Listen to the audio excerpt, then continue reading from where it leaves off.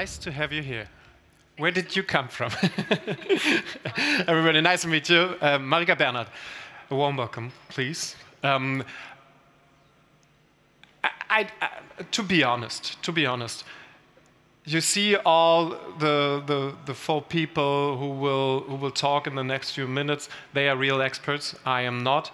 When it comes to data, so I know one thing about data, and this is what I found out when we had a talk in the last week.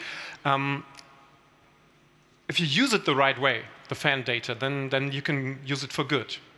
For example, for sustainability, and this is where we come to you, Marika, because sustainability still a big topic. It needs to be a big topic. And I think you have some words for us for the start. So, what is the importance about it? Yeah, thank you. Thank you very much. Glad to be here, and thanks for bringing up this really important topic here at the Sports Innovation. Definitely, as you said, sustainability needs data in innovation, and the other way around, innovation needs to include sustainability in order to really make a change in the future. So, really happy to discuss this topic here. We as DFL see sustainability as one of the main strategic pillars of further development of the Bundesliga and second Bundesliga, and this is also why we, as the first major professional league in worldwide, included a binding sustainability guideline in our licensing regulation in 2022. So, as you can see, it's a really huge topic for us, and it's not only a huge topic for further development of the Bundesliga, but also at the same time to really create an impact in society. You've been the first. I didn't know about that. So what was the motivation behind it? Well, there was a strategic process, the task force of professional football, if you want to say, see it as like the agenda 2030 for professional football. That was a starting point, but then really all clubs of Bundesliga, second Bundesliga were committed and saw the relevance of that topic to include it, and that's why we did it, and that's why we're here. And the regulation is our main leverage, so that's why we started with this specific item.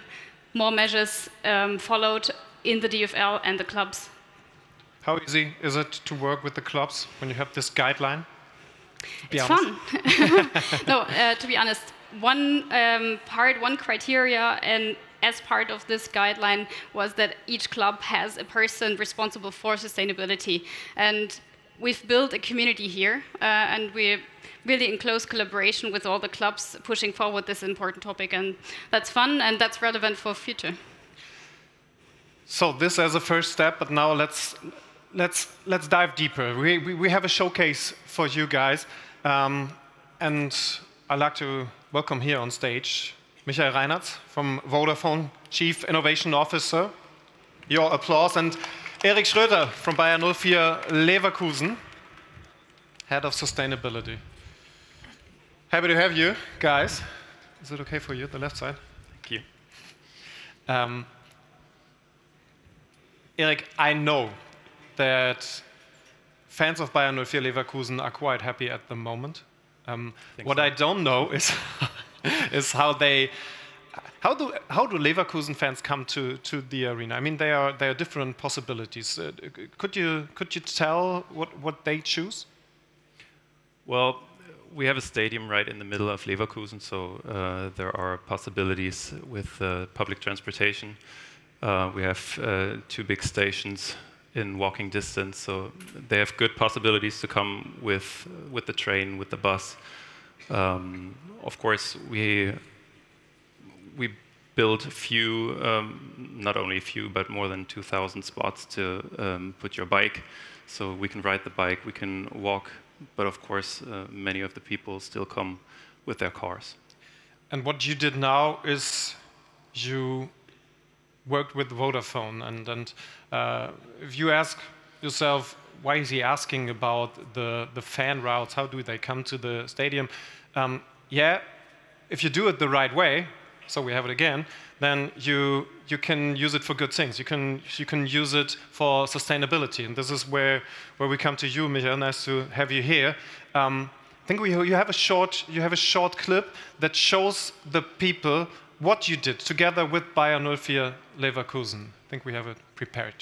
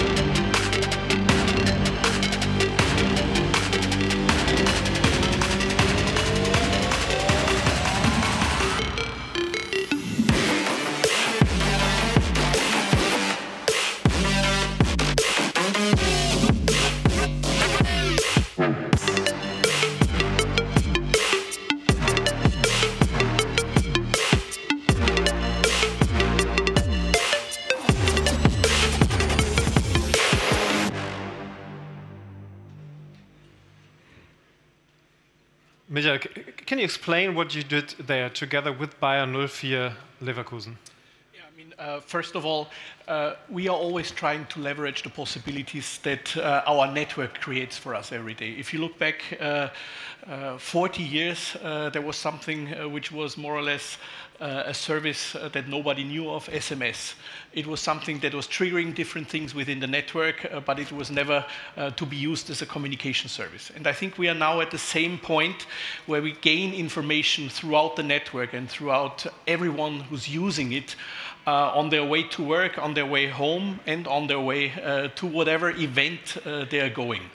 And what we are doing now is we are collecting the data that is produced by those fans that are having their way to the stadium.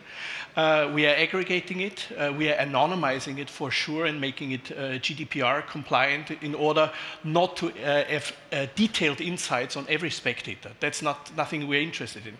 We are interested in the aggregate of everyone going there, so it's also very important for us that privacy is maintained and we cannot pinpoint individual users there. So it's really an aggregate thing. So everyone's using different kinds of going to the stadium, be it by car, be it by bus, by tram, by bike, or even walking. And through the means of artificial intelligence, we can actually calculate what we call the mode of transport. So there are different parameters like speed, like movement, also latency in movement, direction, etc., which all go into an algorithm, which then tells our data scientists at our Tech Innovation Center in Dresden what means of transportation was used for going there. And that's then aggregated and calculated, and you have a set of different ways of transportation, and these are then being more or less put into a system that's provided by one of the startups we are working with in Voria, who are then more or less calculating the CO2 footprint for those individual travels. Okay, so you know about the fans and how they come to the Bayer Arena. And what's the next step? So now you have the data. What can you do with it? I mean, there are plenty of, for example, not only events and sports events that are using the kind of data, but for example, communities that are providing access to stadia like the one in Leverkusen are thinking, how can we possibly build a new bike path on a street where a lot of bikes are seen in the data that we are calculating. Marika, is this a combination of innovation and sustainability you were talking about? Yeah, I think the case definitely shows that data is needed and useful to better understand the problems and the issues we want to tackle, and if that leads to concrete measures, and it also shows how complex topics can be. If we only take this one item, fan mobility, then we see that there is a club who can come up with concrete measures, but then you directly need other stakeholders in the ecosystem, right? As you said, you need the city, you need other players, maybe from industry, from other companies that help could together create an impact and change the ecosystem and change the way we think about mobility and the way we travel. So yeah, definitely it's an important item, but then of course it's the basis for concrete collaboration with other stakeholders. Erik, what can you tell us? How far are you? What are your ideas to work with this information? Well, first of all, we've had a mobility analysis conducted together with a university partner. So right now we're in a position of having updated and representative data of our mobility streams to the BioArena. But of course, when we try to evaluate our measures that we take in order to make mobility more ecologically responsible, we have to collect more data, also for reporting purposes, and that's where our newly positioned innovation department came in, and we worked together very closely on some projects because innovation and sustainability are strongly linked for us. And so by the necessity of collecting more mobility data in the future, we were open and happy to support this use case because it's an innovative approach for a low threshold method for us to collect more data in the future.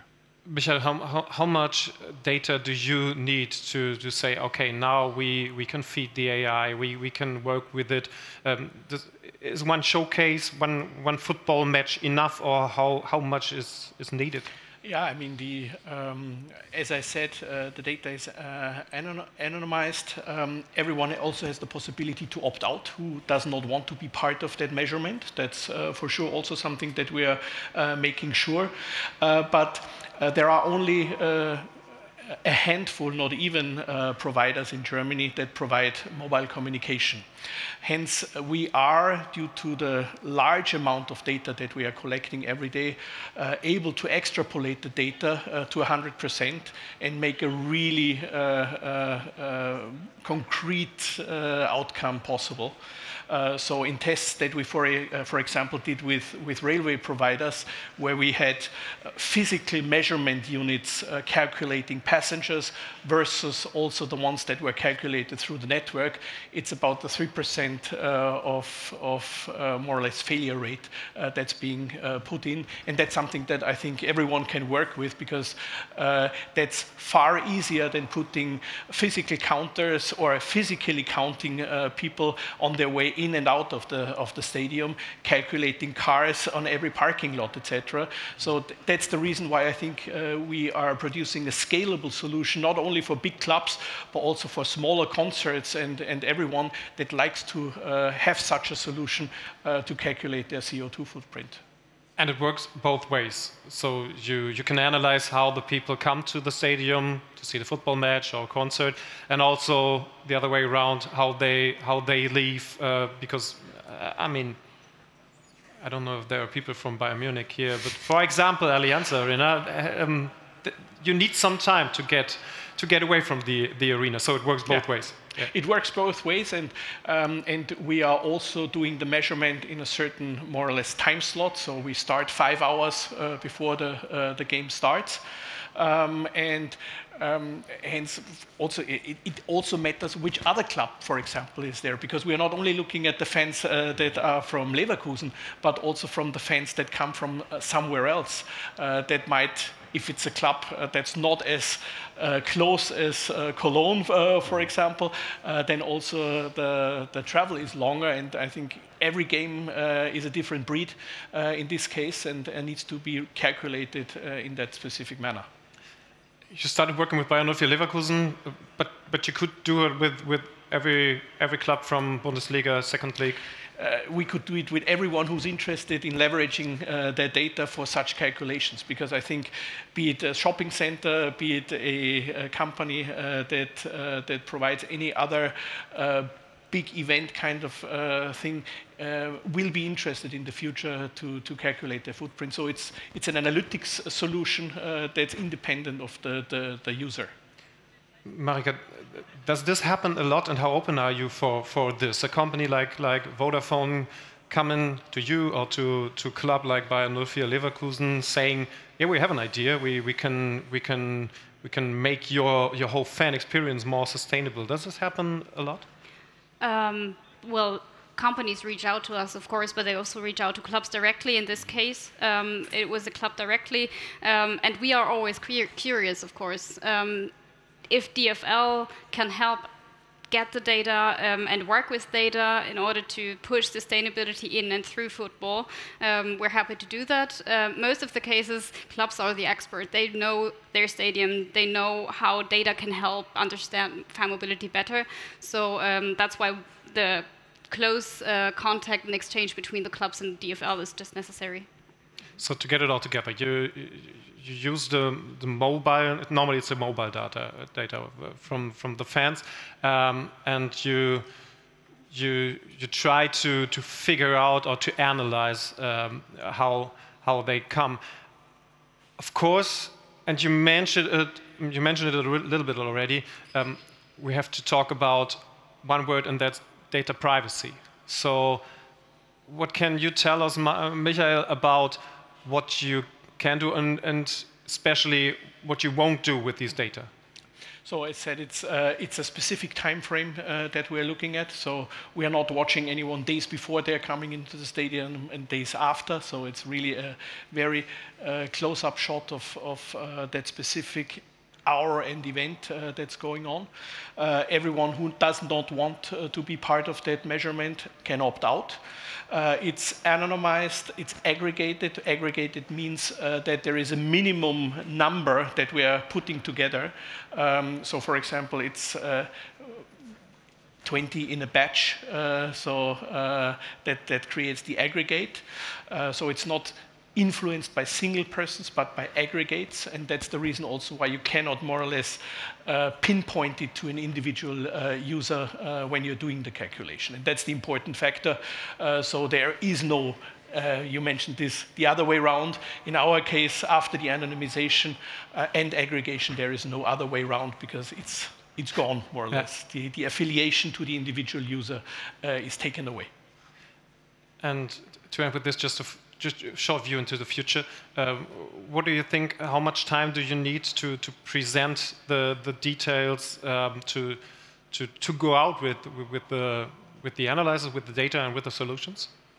Yeah, I think we know by now that, and this corresponds to what has already been calculated in the scientific researches by RWTH, that more than half of the people going to the stadium are going still by individual mobility, so by car, and I think that's the leverage, and we are very close to what was measured scientifically, which means that the algorithm is doing the right thing, and that's the proof point. So for the moment, I say thank you very much, Marika. Erik, Michael, this is the first part of this panel. Thank you very much, your applause. But there's one missing. You see the guy in the middle? We will get him here right now, because we learned how useful it can be to know how the people will come to the arena. Thanks for that. But what about the people who watch the game on screen? They're also very important, just because of the fact that I wouldn't have a job without them. There is more. If you know how many and which people will be watching the game, you have a very profitable advantage. And Marin Čurić can tell us more about this. Hello, Marin. Hey. Happy to have you. Nice to be here. Hi. And you prepared something for us. I prepared a few slides, so bear with me. It's not too much for this afternoon. I guess you can already see it on the screens, correct? Yeah. So what we do is, in cooperation with Vodafone and with Vodafone data, we actually measure how many people on which screen, on which channel are watching the games. You know, basically, if you're seeing it live on a certain channel like Sky or DAZN, or seeing highlights on Sportschau or whatever, we combine all of those things. Of course, also with people watching it in the stadiums. And there's two dimensions. One is looking into the past, so how many people have seen something yesterday, But the more interesting part is also with the help of AI, looking into the future. So how many people will see something next Saturday, next month, and so on. And to give you an example, we picked a game, Gladbach against Cologne, a derby. It was played in the beginning of March. And the peculiarity about sports and football is you cannot simply take one event, and it's happening throughout many channels and many timelines. So you have to take into account what happens live, what happens in the highlights, and so on. And just to give you a reference point, we calculated that the game was watched in the stadium, on Sky, on DAZN, Sportschau, Tagesschau, and also Sportstudio. It reached close to 10% of total population, meaning 10% of all households in Germany, at least 5 seconds watched this match specifically. Not the content that contains the match, but this match specifically, at least for 5 seconds. Which is already a lot. And it's not so simple as just adding the numbers. You have to deduplicate, so meaning maybe somebody has seen it on Sky, but then also watched Sportschau. So you have to count these people out. But looking into the past is only one thing. As I said before, advertisers, brands, sponsors, they're paying for this whole thing, and they need planability. They need to know how many people will be seeing this, watching this next Saturday, next month, in order to plan their activities and their budgets. So that's actually the other half of the story. We have an approach that's called Apollo, and this is where AI comes into the game, because there is such a multitude of variables that play into how many people will be watching something that it's almost impossible to do this with a human approach or an algorithmic approach. And in this case, for the next game of Bayern versus Dortmund, we anticipate that 19.1% of total households will be reached, again, in the stadium, live, on the highlights, and so on. And why it's so complicated, you have to take into account many things. Of course, the basic, reach of television during that time, but also who else is playing. Is it on Saturday afternoon or in the evening? Is the weather good or bad? Weather is one of the most important impacts on reach. If the weather is too good, nobody watches TV in the evening. And also, are there some special circumstances? Is it a special athletic significance to the match and statistic significance to the match or not? All of these things flow into a predictive model that forecasts the future and is able to really, really precisely say, how many people will be seeing this, live or not live.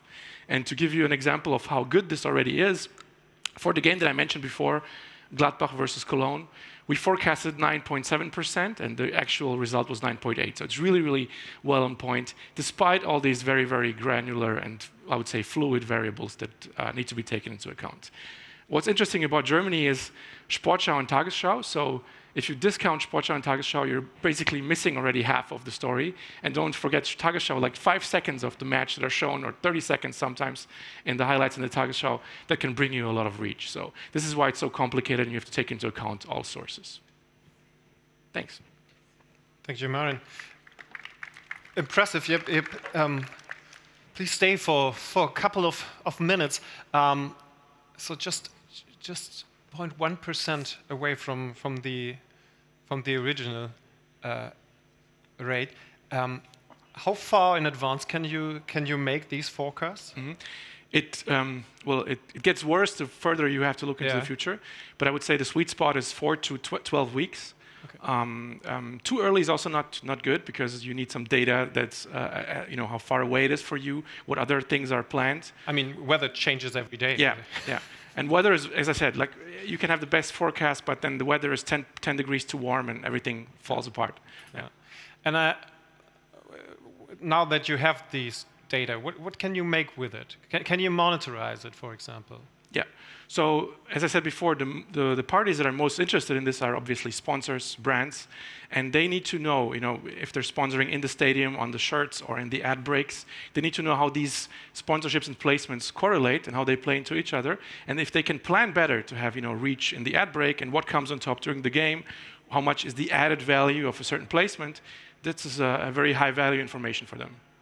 And can you make it more personal if you know who is watching, or is it just about the amount of people watching? So as Michel said before, it's never about pinning it down to the individual. So the amount is important, but what does happen is people are clustered in the same approach in an aggregated, anonymized way into buckets. So what we do know is people are either young people living in cities or interested in, of course, obviously football, but also are they interested in sustainability as well? And with these buckets, you can do a lot of things and personalize then your messages and tailor them.